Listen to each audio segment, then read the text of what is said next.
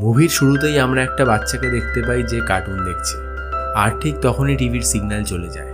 আর টিভিতে একটা জরুরি খবর বারবার আসতে থাকে, এই যে পৃথিবীতে এখন একটা ভয়ঙ্কর ভাইরাস ছড়িয়ে পড়েছে, আর সেই ভাইরাসে যারা আক্রান্ত হচ্ছে তারা সবাই জম্বিতে পরিণত হয়ে যাচ্ছে। আর এই ভাইরাসটা খুবই তাড়াতাড়ি পৃথিবীতে ছড়িয়ে পড়ছে।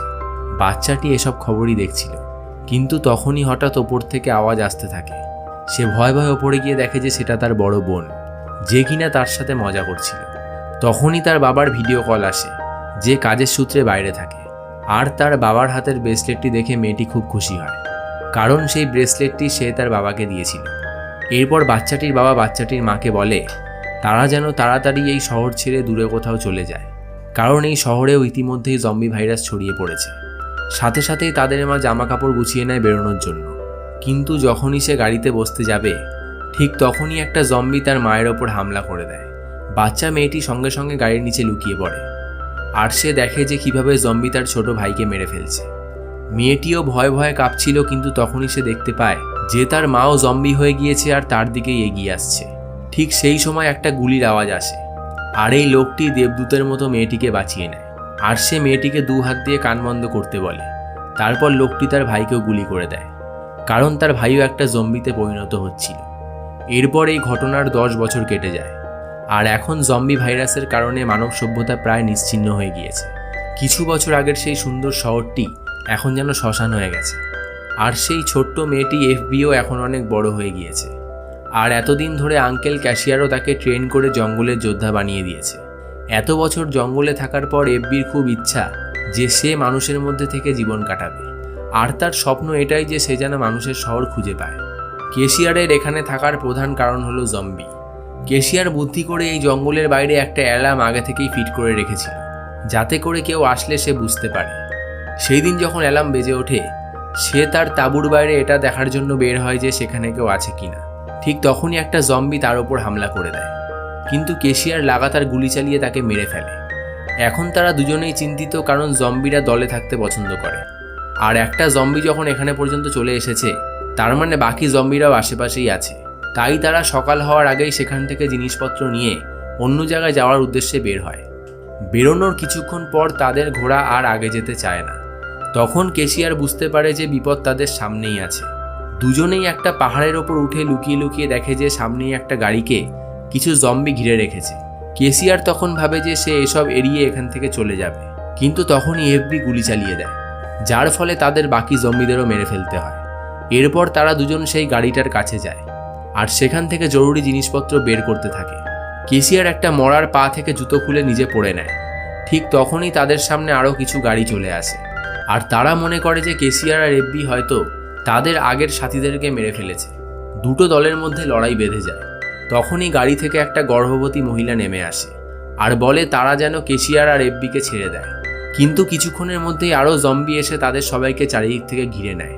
যেহেতু তাদের কাছে পালানোর কোনো অপশান ছিল না, তাই তারা সেখানেই জম্বিদের মোকাবিলা করতে শুরু করে। ধীরে ধীরে মানুষের সংখ্যাও কমতে থাকে, আর একটা মেয়ে জম্বি সেই গর্ভবতী মহিলার দিকে এগিয়ে আসতে থাকে। তখনই ক্যাশিয়ার সেই জম্বিকে গুলি করে মেরে ফেলে। তখন জম্বিদের সর্দার ক্যাশিয়ারের ওপর প্রচণ্ড রেগে যায়। আর এই মেয়ে জম্বিটার একটা পুরনো ইতিহাস আছে, যেটা আমরা আগে জানতে পারব। তারপর তারা সেই মহিলাকে নিয়ে সেখান থেকে পালিয়ে যায়। মহিলাটির থেকে জানা যায় যে তারা সবাই জম্বিদের হাত থেকে বাঁচতে শিপটাউন নামের একটা জায়গায় যাচ্ছিল। এটা শুনে এফবি খুব খুশি হয়, কারণ এটাই তো হলো সেই জায়গা যেখানে সে যেতে চাইছিল। হঠাৎই রাস্তার মধ্যে তাদের গাড়ি খারাপ হয়ে যায়। গর্ভবতী মহিলাটির হাজব্যান্ড গাড়ি থেকে নেমে নিজের পরিচয় দেয়। সে বলে যে তার নাম ডেভিড, আর সে পেশায় একজন মেকানিক, কিন্তু পার্টস না থাকার কারণে সে এখন এই গাড়িটা ঠিক করতে পারবে না। এক প্রকার বাধ্য হয়েই ক্যাশিয়ার আর বাকি লোকেরা পায়ে হেঁটে এগিয়ে যেতে থাকে। আর তারা কিছুক্ষণের মধ্যেই সেখানে পৌঁছে যায় যেখানে এফবি জন্মগ্রহণ করেছিল, মানে যেখান থেকে এফবি ছোটবেলায় পালিয়ে গিয়েছিল। ক্যাশিয়ার একটা খোলামেলা বাড়ি দেখে সেখানেই থাকার সিদ্ধান্ত নেয়। আশেপাশে কোনো বিপদ নেই এটা নিশ্চিত হয়ে তারা সেখানে খাবার বানাতে শুরু করে। এফবি আগে থেকেই সেই শিপটাউন জায়গার ব্যাপারে খুবই আগ্রহী ছিল, তাই সে সেই মহিলাকে শিপটাউনের ব্যাপারে জিজ্ঞাসা করে। মহিলাটি জানায় যে সে আগে থেকেই ওয়্যারলেসের মাধ্যমে শিপটাউনের সঙ্গে যোগাযোগ করে নিয়েছে। আর শিপটাউন হলো কতগুলি জাহাজ নিয়ে তৈরি একটি শহর, আর সেখানে যেহেতু কোনো জমি নেই, তাই সেখানে বিপদটাও অনেক কম। এমনকি সেখানে জল আর খাবারেরও কোনো অসুবিধা নেই। তাই সেই জায়গাটা হলো বেঁচে থাকা মানুষদের জন্য একটি স্বপ্নের শহর। এফবিও এসব শুনে খুব খুশি হয়, কিন্তু কেশিয়ারের এসব দিকে কোনো রকম আগ্রহ ছিল না। সে বাইরের দিকে আরও চাল বিছাতে থাকে যাতে জম্বিরা আসলে সে বুঝতে পারে। সব কিছু ঠিক করে কেশিয়ার সবাইকে এটা বোঝায় যে আগে কি করতে হবে। কেশিয়ার বলে যে সেই প্রেগনেন্ট মহিলা আর তার হাজব্যান্ডকে সে তাদের গন্তব্যে পৌঁছে দেবে, আর তারা একটা অন্য দিশার খোঁজে বেরোবে। এসব শুনে এফবি কেশিয়ারের সাথে ঝামেলা শুরু করে দেয়, আর এটা বলে যে আমরা কেন শিপটাউন যাচ্ছি না। কেশিয়ার খুবই শান্তভাবে জবাব দেয়, যেখানে বেশি মানুষ থাকে সেখানে থাকাটা অনেকটাই ভয়ের, কারণ জম্বিরা সেখানে অনায়াসেই হামলা করতে পারে। কিন্তু এফবি এসব কিছুই বুঝতে চায় না, আর সেখান থেকে উঠে ছাদে চলে যায়। এদিকে তাদের কোনো আইডিয়াই ছিল না যে জম্বিরা তাদের গাড়িটা খুঁজতে খুঁজতে এখান পর্যন্ত চলে এসেছে। পরদিন সকালে এফবি নিজের ছোটবেলার ছবি দেখছিল, তখনই হঠাৎ গাছগুলো নড়ে ওঠে। সে বুঝে যায় যে জম্বিরা এখানেও চলে এসেছে, কিন্তু সে নিচে যাওয়ার আগেই একটা জম্বি তাকে ধরে ফেলে, আর সে কোনোভাবে সেই জম্বিটাকে নিচে ফেলে দেয়। আর সেই সময় কেশিয়ার এসে এফবির হাত ধরে নেয়। এদিকে জম্বিদের সর্দার যখনই কেশিয়ারের সেই বিছানো চালের সামনে আসে, তখন সেখানে ধামাকা হয়, আর কেশিয়ার বুঝে যায় যে জম্বিরা তাদের পেছনেই আছে। এফবি বলে যে এখানে একটা হাওয়াই জাহাজের কারখানা আছে, ছোটবেলায় তার বাবা তাকে এখানে ঘুরতে নিয়ে আসতো। যদি সেখানে কিছু হাওয়াই জাহাজ বেঁচে থাকে তাহলে তারা হয়তো সেখান থেকে অন্য কোথাও পালাতে পারবে। যদিও কেশিয়ারের যাওয়ার কোনো মত ছিল না, কিন্তু এফবি বারবার বলাতে সে রাজি হয়ে যায়। কিছু দূর যাওয়ার পরই তারা সেখানে একটা কারখানা দেখতে পায়, কিন্তু সেখানে গিয়ে তারা খুব নিরাশ হয়, কারণ সেখানে কোনো হাওয়াই জাহাজই ছিল না। কিন্তু এফবিও হার না মেনে খুঁজতে থাকে, কারণ তার মনে আছে যে তার বাবা একটা হাওয়াই জাহাজ কিনেছিল, আর সেটা একটা গোপন ঘরে রাখা ছিল। সেটা তখন এফবি খুঁজে পায়, এবং সেই ঘর খুলে দেখে যে সেখানে একটা হাওয়াই জাহাজ রাখা আছে। এফবি এটা ভেবে মনে মনে খুব খুশি হয় যে সে একবার হলেও অন্তত কেশিয়ারের সামনে নিজেকে ঠিক প্রমাণ করতে পেরেছে। যেহেতু এই হাওয়াই জাহাজটা বহুদিন ধরে পড়েছিল, তাই ডেভিড বলে যে এটা মেরামত করা প্রয়োজন। এরপর কেশিয়ার একটা জায়গায় গিয়ে বসে, আর তখনই সেখানে চারিদিক থেকে জম্বিরা আসতে থাকে। কেশিয়ার ডেভিড আর তার ওয়াইফকে বলে যে তাদের 3 মিনিটের মধ্যে হাওয়াই জাহাজ নিয়ে এখান থেকে বেরোতে হবে, জাহাজ পুরো মেরামত হোক বা না হোক। এফবিও জম্বিদের সামনে আসতে দেখে তার সমস্ত বিদ্যা দিয়ে হাওয়াই জাহাজ ওড়াতে সক্ষম হয়, কিন্তু ততক্ষণে অনেক জম্বি রানওয়ের মধ্যে চলে এসেছিল, আর তারা কোনোভাবে হাওয়াই জাহাজ নিয়ে সেখান থেকে পালিয়ে যায়। অপরদিকে জম্বিদের সেই সর্দার আকাশের দিকে তাকিয়ে থাকে। এদিকে তারা সবাই এটা ভেবে খুব খুশি ছিল যে তারা কিছুক্ষণের মধ্যেই শিপটাউন পৌঁছে যাবে, কিন্তু হঠাৎই সেই সময় হাওয়াই জাহাজের পেছন থেকে কালো ধোঁয়া বের হতে থাকে, আর হাওয়াই জাহাজটি সঙ্গে সঙ্গে নিচে এসে পড়ে। তাদের কপাল ভালো ছিল যে হাওয়াই জাহাজ বেশি ওপরে না থাকায় কারোরই তেমন কোনো ক্ষতি হয় না, কিন্তু হাওয়াই জাহাজটি পুরোপুরিভাবে নষ্ট হয়ে যায়। এরপর তারা পায়ে হেঁটেই আগে এগোতে থাকে। যেতে যেতে তারা একটা সুনসান রেলওয়ে স্টেশনে পৌঁছায়। আশেপাশে কোনো জম্বি নেই এটা নিশ্চিত করে কেশিয়ার সেখানেই রাত কাটানোর সিদ্ধান্ত নেয়। ডেভিড তার ওয়াইফকে দেখার পর একটা অন্য কামরাতে গিয়ে বসে, আর সে তার প্যান্ট যখন ওপরে তোলে সে একটা ভয়ঙ্কর নিশানা দেখতে পায়। আসলে এটা হলো জম্বির কামড়ের দাগ। সে এটা ভেবে নিজেকে গুলি করতে যায় যে সেও কিছুদিনের মধ্যে জম্বিতে পরিণত হবে, কিন্তু পরক্ষণে সে তার ওয়াইফের কথা ভেবে থেমে যায়। পরদিন কেশিয়ারের ডেভিডের ওপর সন্দেহ হয়, আর সে ডেভিডের পায়ে জম্বির কামড়ের দাগ দেখতে পায়।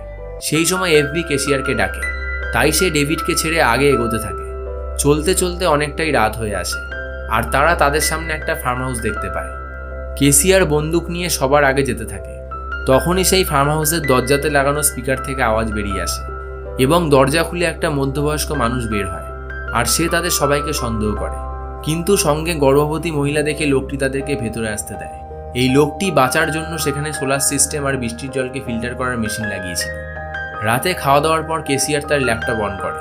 কেশিয়ার তার ওয়াইফের ছবি দেখতে থাকে।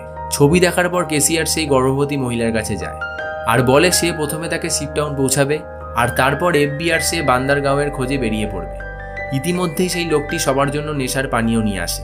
এই সুযোগ পেয়ে সবাই এতদিন পর একটু শান্তিতে বসে গল্প করছিল। এর মধ্যেই সেই লোকটি কিছু অদ্ভুত কথা বলতে শুরু করে।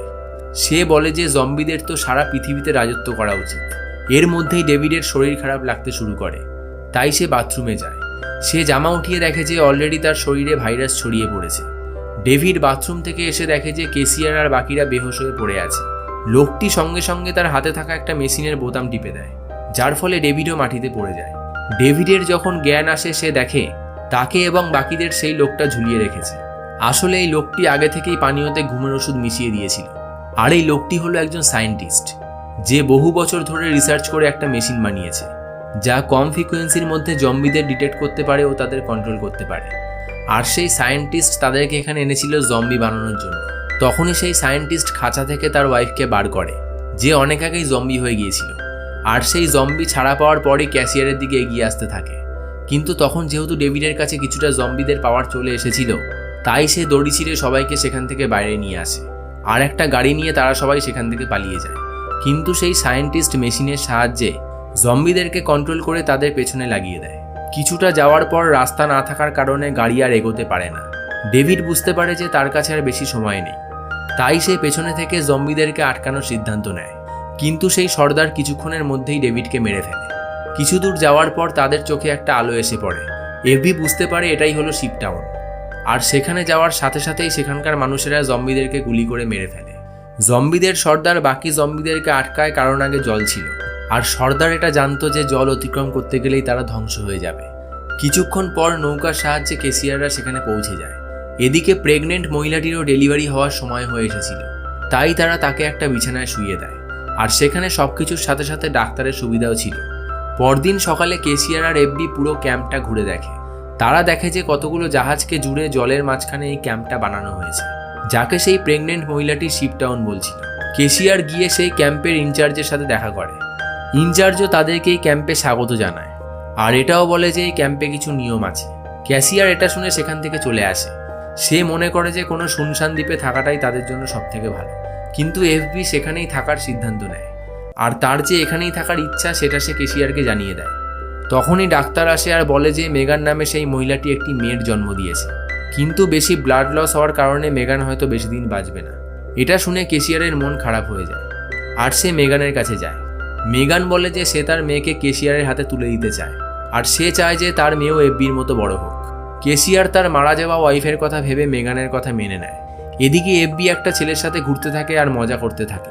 এখানে এত মজার জীবন দেখে এফবি এখানেই পাকাপাকিভাবে থাকার সিদ্ধান্ত নেয়। এরপর এফবি সেই ছেলেটাকে লুকিয়ে একটা কেবিনে যেতে দেখে। এফবি সেখানে গিয়ে দেখে যে সেই কেবিনটা বোম দিয়ে ভরা।